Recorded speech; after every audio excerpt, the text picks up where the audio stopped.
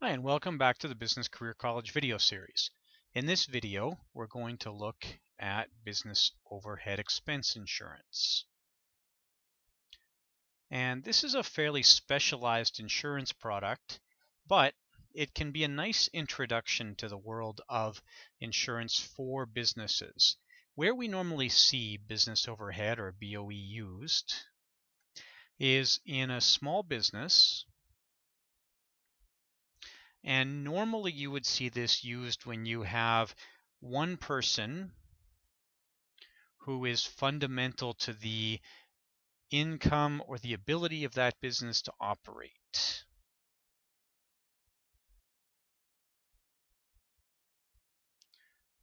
Now, the most common example of this, and we're not going to deal with this very much, it's actually a fairly specialized need, but dentists are generally the biggest purchasers of business overhead expense insurance, and this actually makes a lot of sense. Dentists actually fit the bill very nicely here, where you need the dentist to run the dental practice. Typically, dental practices have high fixed costs.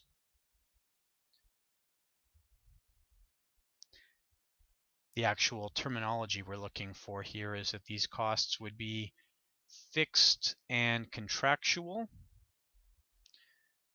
That's normally the wording that we're going to see from disability insurers to make sure that cost would actually match up to a business overhead expense need.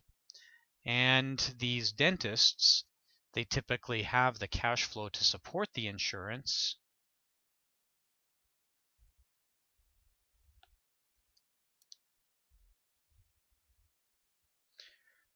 So, insurance, sorry.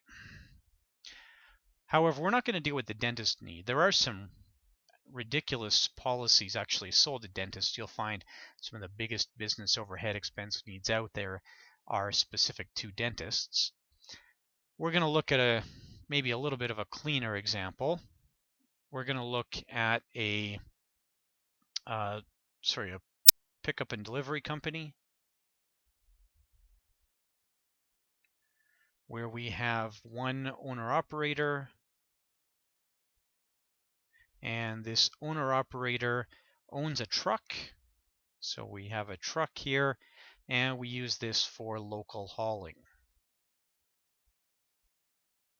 Just short distance pickup and delivery.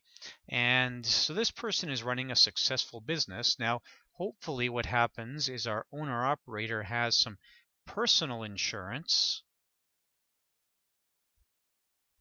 and that personal insurance is used for whatever that person is concerned with in their personal life, if they get hurt or if they are killed or whatever it happens to be, if they get sick.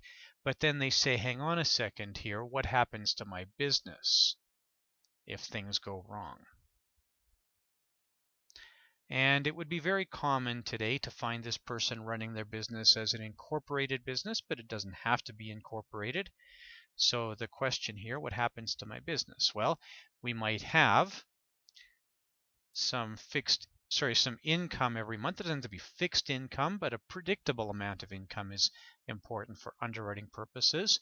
And we have some expenses here as well. So we have income and expenses each and every month. And let's say that this business generates, how about $8,000 of monthly income, and then we have some expenses. Now let's assume that this income is all related to sales. If we had some passive income, that wouldn't be insurable, and we'll see how that would work in a minute. So on the expenses side, let's say that we have some insurance, some liability insurance, and premiums for that run us, let's say, $400 a month. And then let's say that we have a lease on the truck. So this would be another example of a fixed and contractual expense. Remember, that's our very important language here. Our insurance would be fixed and contractual. Our lease, and let's say the lease is costing $800 a month. And let's say we do a little bit of advertising, maybe a website, yellow pages ad, that kind of thing. And let's say that's costing another a month.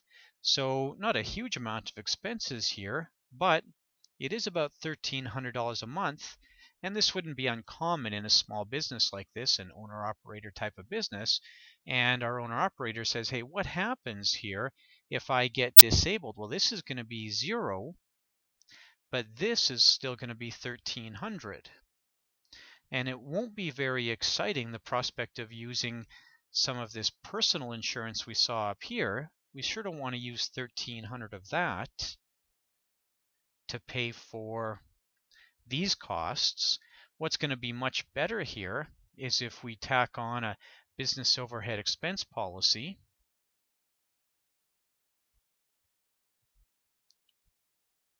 And this can be sold as a rider to another insurance policy, or it can be sold as a standalone policy.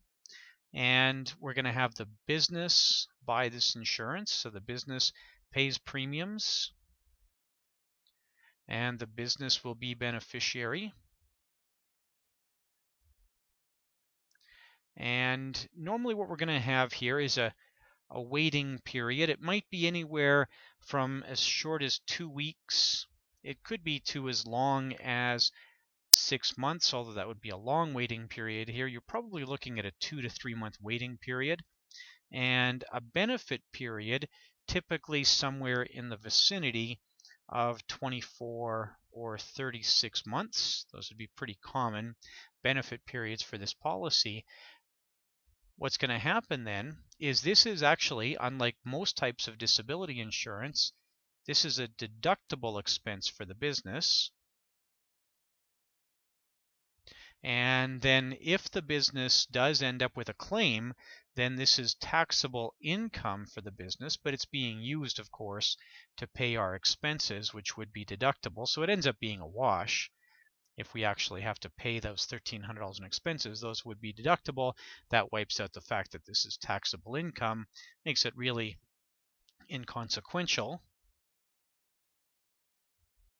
The other thing to watch here is maybe it happens that this person ends up with only maybe $1,100 a month in expenses. Maybe we can negotiate with some of our suppliers, or something happens here where the expenses aren't as much as anticipated.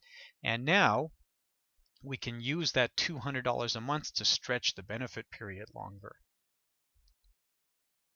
So it actually gives a little bit of flexibility. If you can bring your costs down, it gives some motivation for our business owner to actually reduce their costs during the period of a disability, because it gives them more time to deal with the disability. And the idea here is this is sort of a band-aid for the business.